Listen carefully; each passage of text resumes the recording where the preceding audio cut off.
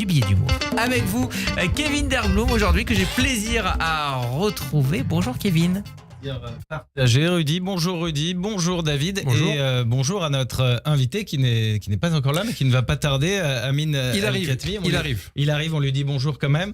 Comment allez-vous vous les amis ? Ça va bien. Ça va, Formidable, David, pleine ça forme. va Actualité dense, mais ça va. Oui, effectivement, je suis rassuré aujourd'hui, Rudy, car David n'est plus bloqué à Agadir. Enfin, cela dit, Kevin, les avions étaient bloqués à Dubaï, mais pas bloqués à Agadir. Hein. Chut, oui. Chut. Mais c'est ce que David a dit à la direction de la radio. On ne dénonce pas les copains. Hein, ce n'est pas l'esprit Radio J, hein, Rudy. Oui, ce n'est pas que David Revaud-Dallon était bloqué, mais plutôt qu'il était toujours en after à l'hôtel Les Dunes d'Or d'Agadir.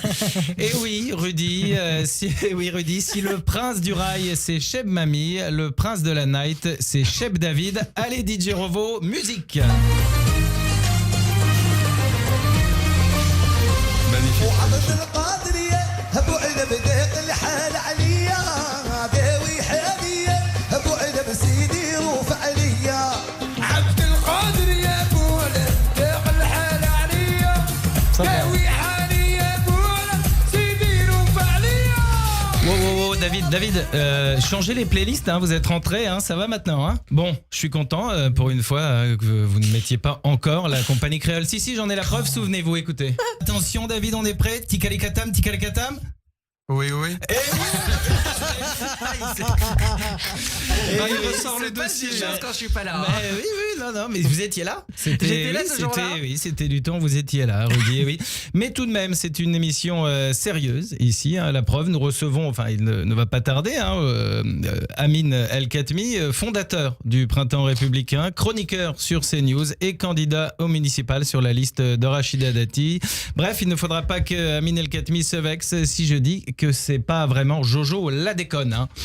Mais oui, Amine El-Khatmi cache bien son jeu puisqu'il est aussi un ancien champion de gymnastique. Et oui, ça peu de gens le savent.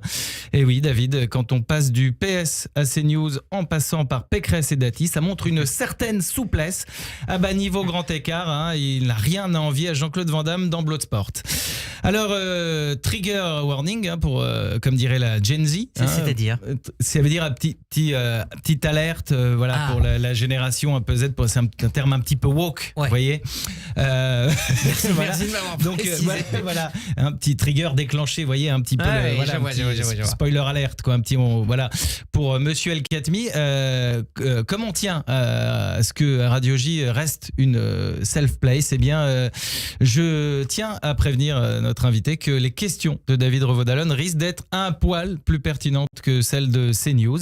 Mais il faut qu'il se rassure, hein, une boîte de Doliprane est présente sous son siège pour éviter une migraine éventuelle. Non, mais c'est pas méchant, il dit, c'est simplement que le vrai journalisme, quand on n'est pas habitué, ça peut faire un petit choc.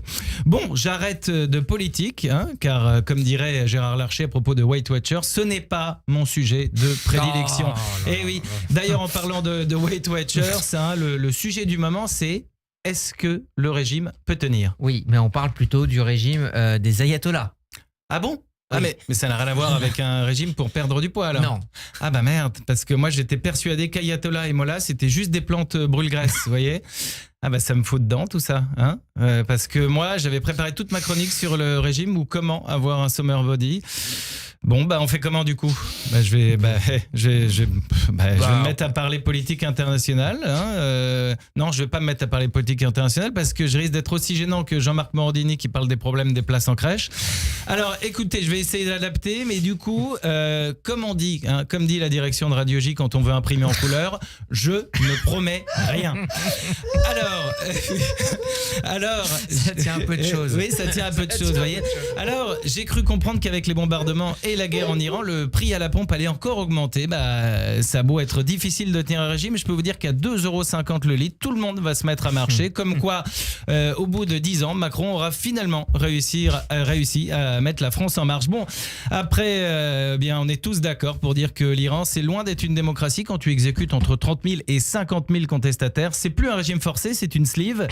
L'Iran, c'est pas vraiment ce qu'on pourrait appeler une safe place. Hein, c'est pas l'éducation Françoise Dolto. C'est oui, si tu ne finis pas tes légumes, c'est toi qui finis en légumes. En même temps, bombarder un pays pour instaurer une démocratie, je ne sais pas si c'est la bonne solution. Jésus a beau avoir multiplié les pains, là, ça a peut-être été un peu pris trop au pied de la lettre. Ils ont beau être musulmans, le peuple iranien, ils auraient peut-être été chauds pour tester le carême. Bon, on en va tout de même souhaiter bon courage aux Iraniens, car terminer un régime c'est faisable, mais en commençant un nouveau, c'est pas évident. L'important c'est d'être bien soutenu et de se dire que faire des erreurs c'est pas grave, ça peut arriver à tout le monde de craquer, et l'objectif final, eh bien, c'est qu'on se sente bien dans son corps et d'éviter l'effet yo-yo, parce que le retour du bâton peut souvent faire mal.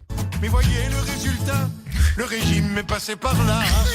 Que ça fait dur, tu as souffert et tu souffres encore. Ah oui, merci Kevin Derblum et merci de terminer avec cette petite pépite d'Enrico Macias.